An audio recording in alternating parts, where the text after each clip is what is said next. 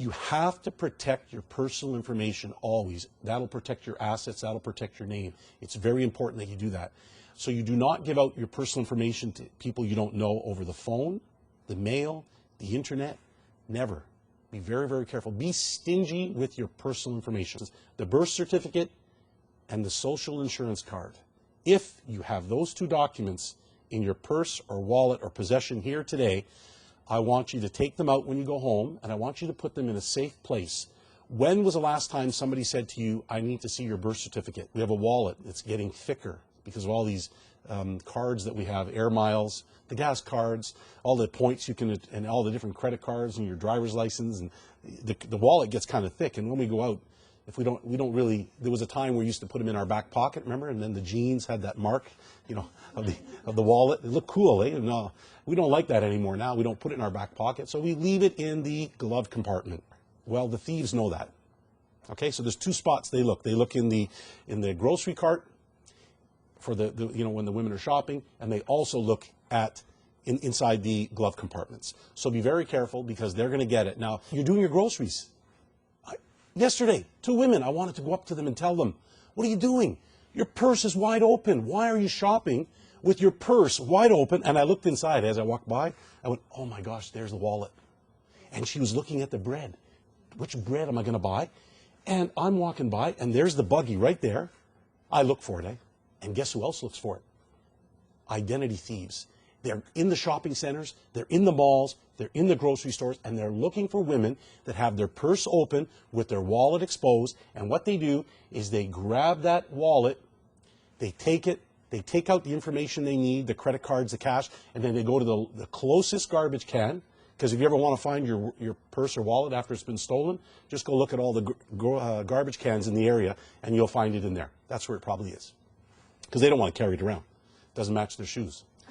So that's the first time I've used that one. I'll have to use that again. So they end up with your personal information, and then they recreate you. And when they recreate you, we talk about a story in the book about a woman named Alicia McTeer. And she lost her purse, her wallet. And for about a year and a half, everything that could happen to her happened. There was a car accident. She got a call from the Insurance Bureau of British Columbia, you know, saying, when are you going to settle this claim, or we need more information from you. I never had an accident. Well, the person that had stolen her ID recreated the driver's license, and now they were driving around in rented cars and having accidents. They stole snowboards and videos. They went and rented them using her ID and never returned them. So she was getting calls from these people. They drained her bank account while she was in Mexico on a dream holiday with a bunch of friends from school. They had just graduated, I guess, or they were down on a Mexican holiday.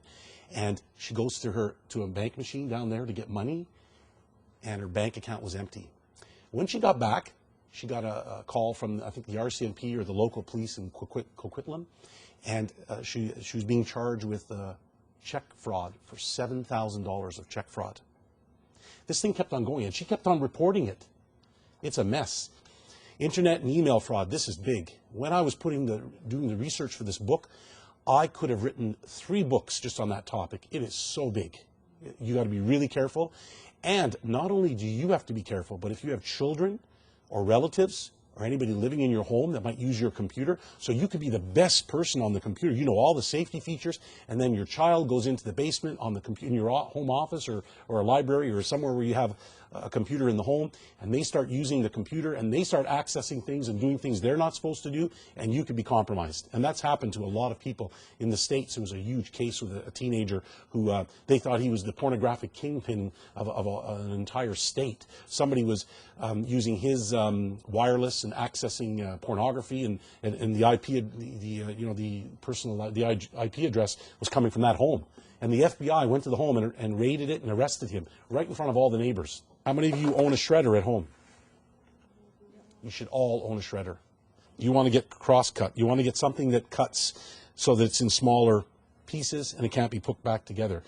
The shredding is important. That way nothing will go out in the garbage that they can use.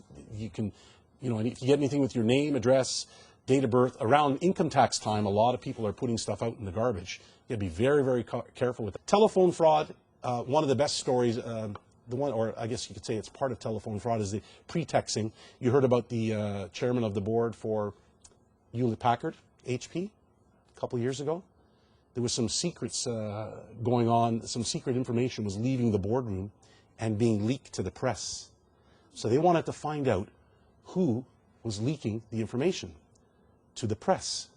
So they hired private investigators to commit telephone fraud, pretexting, it's a form of fraud, where they pretended to be somebody else so they could get the phone records of those people to find out who they were calling. So they could see who from the board was calling the press to leak out the information. And they got caught. And the chairman of the board got fired.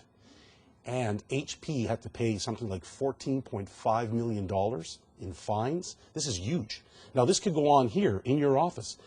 Somebody could call and pretend to be from another area asking for personal information. This is all about personal information, right?